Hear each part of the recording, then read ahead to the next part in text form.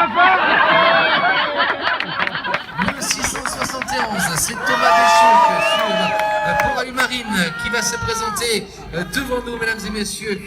Il est tout à fait exceptionnel, ce garçon, au sourire, je dirais, et je dis ça avec beaucoup de respect et d'affection, au sourire de dentifrice. On voit que c'est quand il sourit, il aime que les choses soient bien faites, et c'est les nombreux voyages qu'il a pu faire eh bien, dans le passé qui lui ont permis d'obtenir son expérience de coureur au large.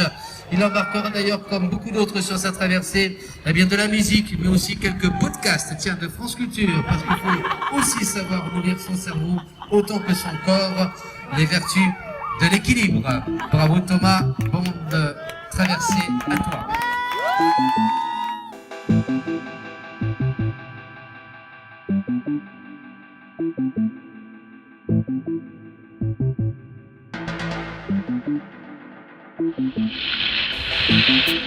L'image d'un bateau sur une montagne.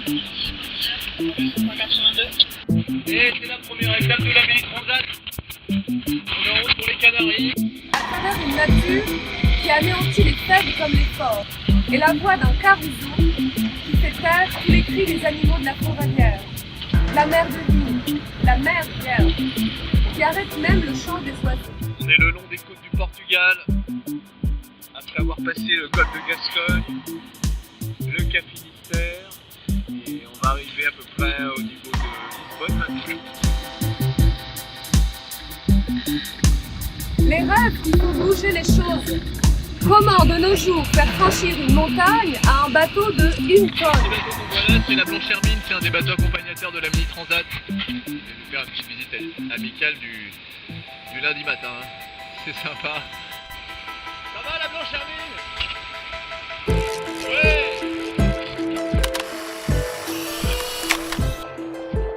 Le deuxième jour de course, la première étape déjà mise. Et on n'est pas très loin du but, on n'est plus qu'à 200 000 à peu près, quoi. Mais là en 24 heures on a fait l'équivalent de 50 km. Aujourd'hui, il y a un opéra à bord du bateau. Il y a des saxophones ténors ici, des barytons, il y a des trompettes, il y a des trombones, il y a 2 contrebasses, il y a des violoncelles, des violons, des percussions et un chanteur lyrique. Faire franchir la montagne à un bateau dont le capitaine serait un fou d'opéra, mélomane, fan de caruso. La réalisation d'une folie dans une nature hostile. Eh ben c'est le grand jour, c'est la deuxième étape, là, le départ de la deuxième étape de la Mini Transat 2017. On est parti de Las Palmas, c'est cette grande île là, volcanique. Le départ a lieu il y a exactement 1h30. Bah, il va bien, c'est tout beau, tout bien rangé. Il y a toutes les bouteilles d'eau, toutes les petites friandises, toute la bouffe, le matériel et tout ça, c'est déjà rangé un peu à l'arrière parce qu'il y a déjà un petit peu d'air et au portant, on met le poids à l'arrière. Voilà. Tout est dit quoi, il n'y a plus qu'à. On va rentrer dedans là, ça va être la première nuit dans quelques heures, et puis je pense que au fur et à mesure on ne verra plus quoi, tous les concurrents qu'on voit là derrière moi, à côté de moi plutôt, ils vont se disperser au fur et à mesure. Mais bon, les routages sont quand même passés vers le Cap Vert.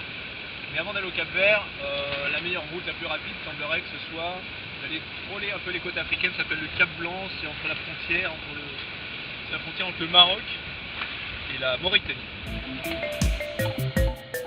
Matin du deuxième jour, et les premiers poissons volants qui commencent à être sur le pont du bateau.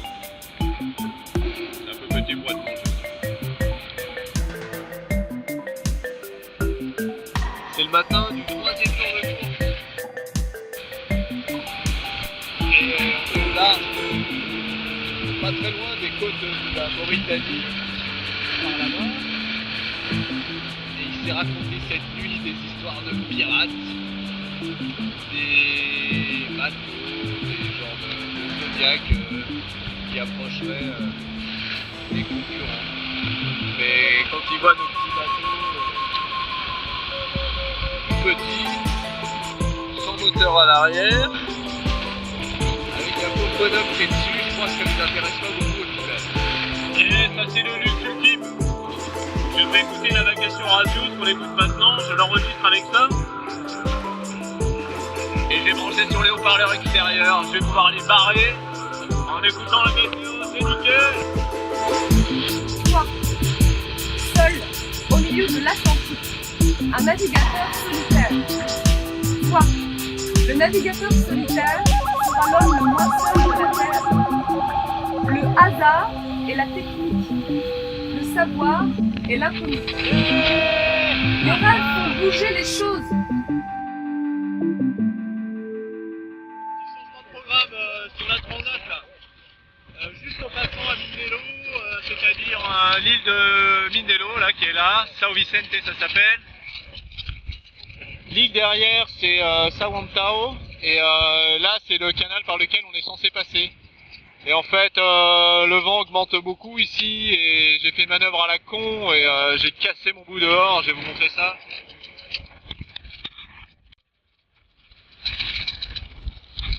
Voilà. J'ai cassé là. J'ai une pièce qui vient ici à l'épreuve. Et du coup j'ai aussi déchiré mon spi qui va me servir pour la grande traversée, là pour la suite. Et ce spi là est déchiré en deux, ça doit pouvoir se recoudre mais ça se fait pas en mer. Du coup ben voilà, dans mon malheur je casse tout à l'endroit où il y a un port, le seul port du coup on peut faire escale. À la conquête de l'inutile. C'est quoi l'inutile? Une larme furtive a surgi dans ses yeux, tralala. J'ai senti le battement de son cœur, j'ai eu envie de partir au loin vers l'horizon. C'est de la folie, Thomas. C'est de la folie. On est tous là pour ta folie. C'est le baptême. Je suis très heureuse d'être là avec toi. Et je suis très heureuse aussi que tu aies hissé ce ski d'un navire au sommet de la montagne. Bonne route.